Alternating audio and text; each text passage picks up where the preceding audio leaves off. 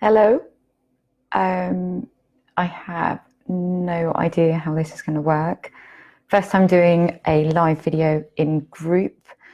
I don't even know if you can hear me. So if you can, pop a yes or a some such thing in. But I will carry on and see how it goes. Learning curve for me. So apologies if it's a little bit bumpy. So what I'm covering today is nutrition for running, because it comes up a lot. It's something where, hey Nancy, can you hear me? Cool. So what I wanted to do is cover a bit on nutrition for running because it is something that comes up time and time again. And possibly I think people read into it a little bit too much and get a little bit too fraught about it, but there are certain things you can do to help your running. Any questions, ask away, and I promise I'll get back to them. If you are watching on a recorded version, do pop them in and I will do my best to reply at a later date. So, okay, first things first, on nutrition. All foods you have contain macronutrients and micronutrients, okay? And it's your macronutrients that give you energy. As I move my hands, I'm using energy, yeah? I blink, I use energy, okay? And it's your macronutrients that supply those, and they are in the form of carbohydrate, protein, fat. That's it, there's three, full stop. Everything else is a micronutrient, so like omegas, vitamin Bs, all the rest of it, okay? And so I'm going to concentrate on your macronutrients because they're what give you the energy for running. Now, first, you have to understand that with any macronutrient, it doesn't matter whether it is protein, carbohydrate, or fat. If you eat too much of any of those three, relative to what you're burning off, you will put on weight. If you eat too little, you will lose weight. Okay, simple. Okay, so don't worry about this cut out carbs nonsense. Cut out the junk and your body will feel better, but ignore that cut out carbs. Now, when you exercise, I'm actually going to start at the end. So yeah, after you finish exercising, when you exercise, you start breaking down your muscle, okay? You have little tiny tears, and when those tears happen, the only way they can rebuild, hey Pippa, is by the use of protein, okay? Protein helps them bind back together again, okay? Your fats and carbs don't enable that process to happen. So that's why after exercise, having protein is quite important because it encourages the recovery process. General rule of thumb is trying to get protein in about 20 minutes after. It just helps that process happen more quickly. But don't get too worried about it, okay? Your muscles will recover with enough time.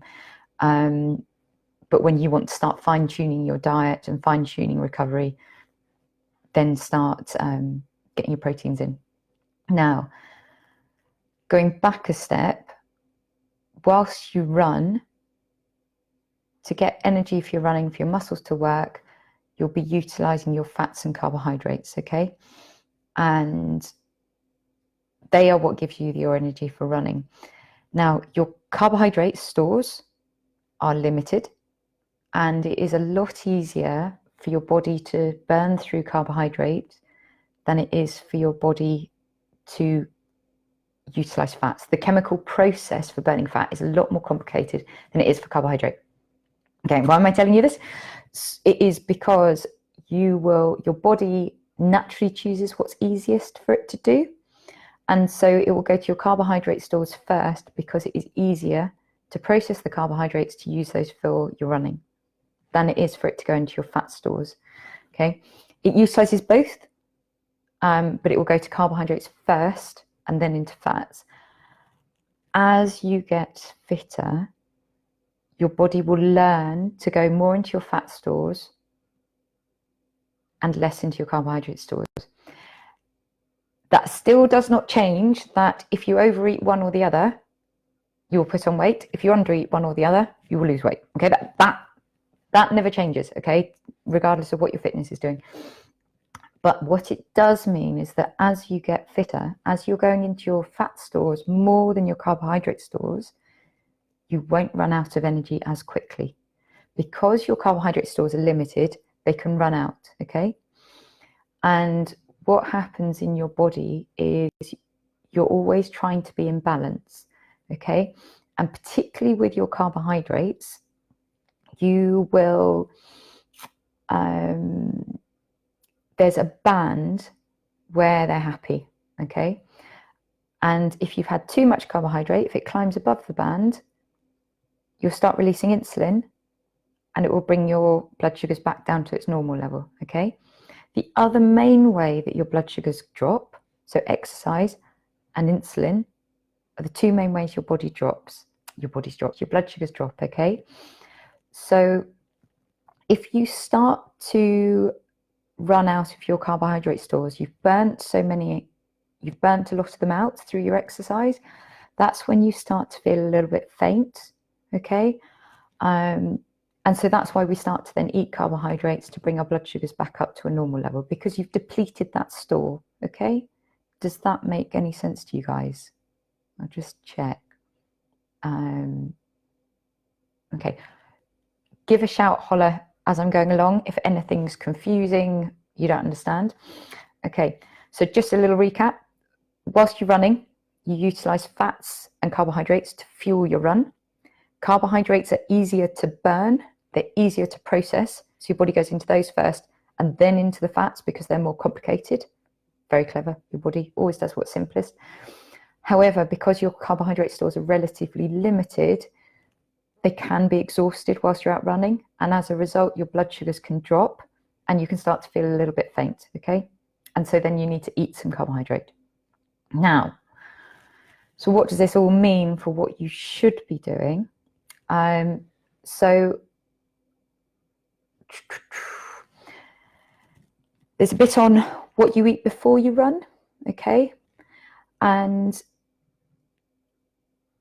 everybody is different. I know that's not the answer you wanted to hear. You wanted to hear, do this, okay? Your body adapts to your routine and to how you fuel it and to how to process according to what you've got inside you. So the best thing to do is get a routine and find out how your body's reacting to it. And if that isn't working, then change it. Now, having carbohydrates beforehand, okay, so remember there's that band where your blood sugar is happy. Nice long strip. My hand's going up and down. But okay, there's that band that it's very happy in, the actual levels between 4 and 8 for a normal human being. And when you eat carbohydrate, it pushes your blood sugar up. And so what it does is your blood sugar will start climbing, and to stop it going to a dangerous level, your body will release insulin to bring it back down. Now, your body does not know at that moment in time that you are also going to go and run, which will also lower your blood sugar. So there is a chance that for some people, they eat the carbohydrate, they have the insulin to bring in their blood sugars back normal again, then they run, and it's too much. The two combined are too much processing for your body to handle, and your blood sugars drop down. Does that make sense? Okay, good. And so for some people, actually not eating before running helps, because their body doesn't start releasing the insulin to drop the blood sugar. The body just thinks it's all going to topple along quite nice and safely. How do you know if you need to be having carbohydrates? I'm a big fan of carrying bananas, and because you can have a bite of a banana and just gradually increase your blood sugar up whilst you're out running, rather than having a big dump of carbohydrate, which again sends your blood sugar spiking, insulin drop, body starts overreacting and panicking. Whereas if you just have little bits at a time, you can start raising your blood sugar. It drops a bit with your run, goes up a bit again with a banana, down a bit with your run. As a general rule of thumb, you can exercise for about an hour without needing carbohydrate. But again, that depends on where you are on your fitness journey. So when you're first starting, you're likely to need more carbohydrate than when you're getting a bit fitter and your endurance, and then you start going into your fat more than your carbohydrate stores, okay? The ways to know if you need more carbohydrate, very, very simple. Start doing basic maths in your head, okay? Nothing complicated. So something that you know you can do. So 2 + 2 = 4. 3 + 3 = 6. 4 + 4 = 8. Okay, if that's too complicated for you, go something simpler, okay? Whatever would normally be quite simple and quite logical for you. And if you're not sure if your energy is waving and that you need food, start doing the counting, okay?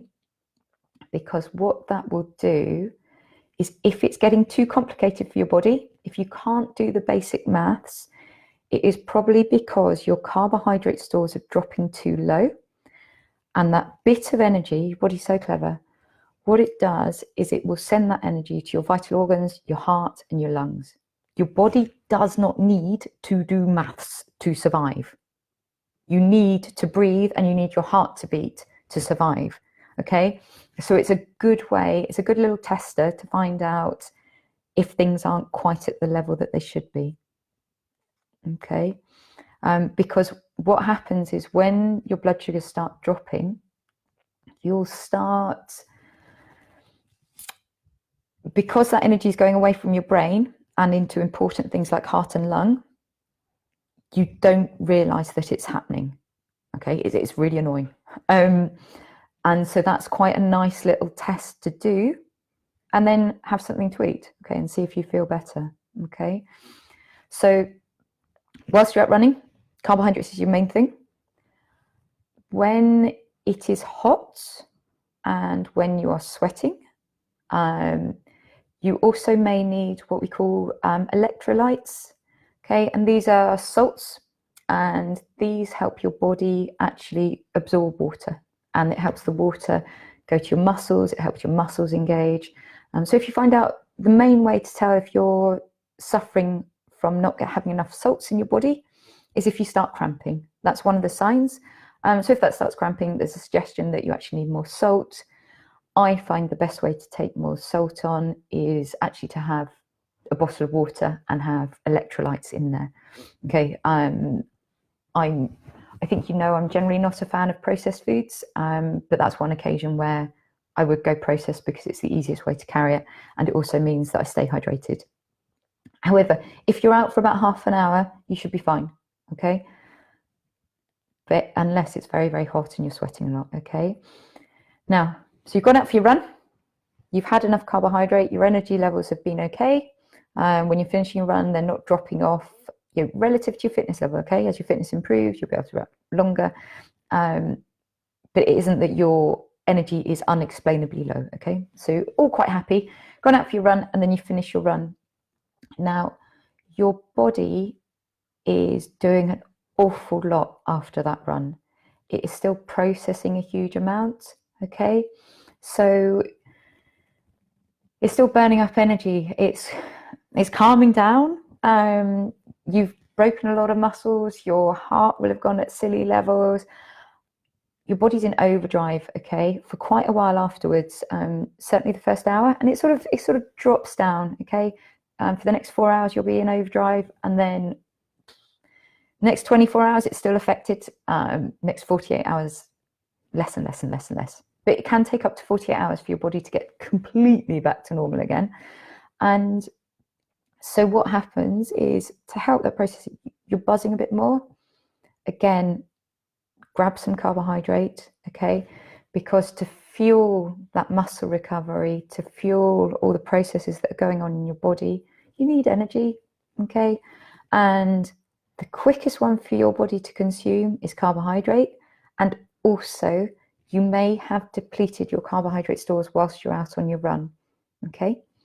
Now, if you remember back to the beginning, I was talking a little bit about protein, about how that is the only substrate that helps your muscles recover and rebuild.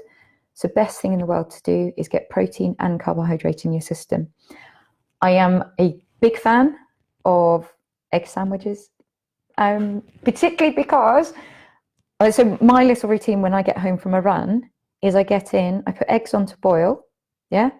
While the eggs are boiling, I stretch, because I shouldn't admit this to you guys, but I'm really rubbish at stretching.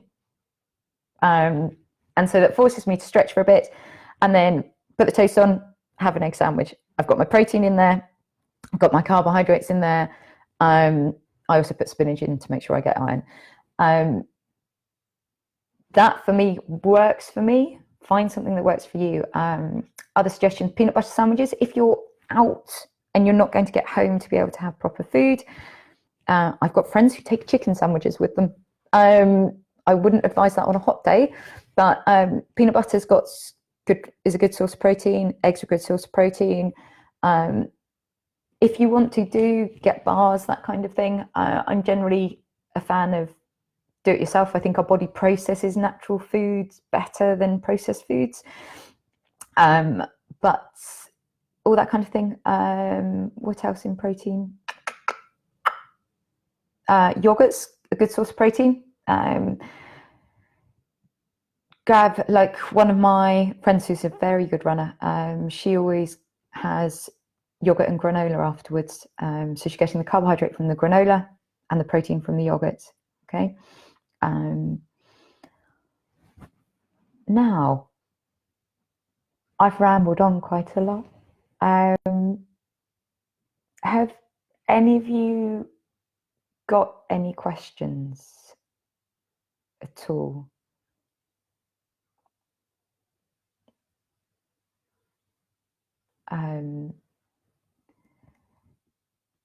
It is, the big thing is trial and error, but try and be, the kindest thing to do for yourself is be organized and stick to a routine. So if you run in the morning,